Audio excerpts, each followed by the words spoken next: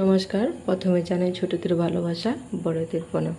প্রতিদিনের মতো আজকেও চলে এসেছি রান্নাঘরে। আজকে দুর্দান্ত সাথে একটা রান্না করে দেখাবো। কাতলা মাছ দিয়ে পটল আলু দিয়ে ঝাল রান্না করে দেখাবো।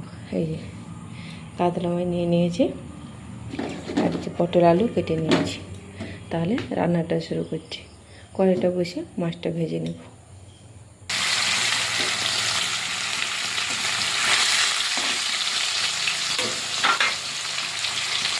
মাছটা আমার ভাজা হয়ে গেছে, তুলে নিয়ে পটল আলুটা লবণ হলুদ দিয়ে ভেজে নেব।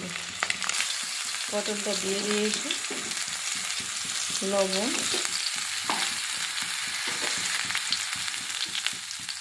হলুদ দিয়ে ভেজে নেব। পটল আলুটা এইভাবে ভেজে নিতে এবার তুলে নেব। কড়াইতে তেল দিয়ে দিয়েছি, তেলটা গরম হয়ে গেছে। দিয়ে দেবো ফোড়নে কালো জিরে, পেঁয়াজটা ভাজা ভাজা করে নিয়েছি। পেঁয়াজটা ভাজা ভাজা করে নিয়েছি। এবারে জিরে আর এখানে আদা বাটা আছে।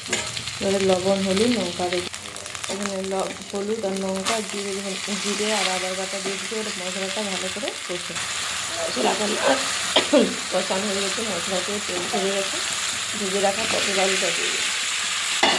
পরিমাণ মতন ভাজার সময় লবণ দিয়েছিলাম, তাই পরিমাণ মতন অল্প করে লবণ দিয়ে কষে জল দিয়ে এইভাবে যে কষে নিয়েছি। এই রেসিপিটা একবার ট্রাই করে দেখবেন।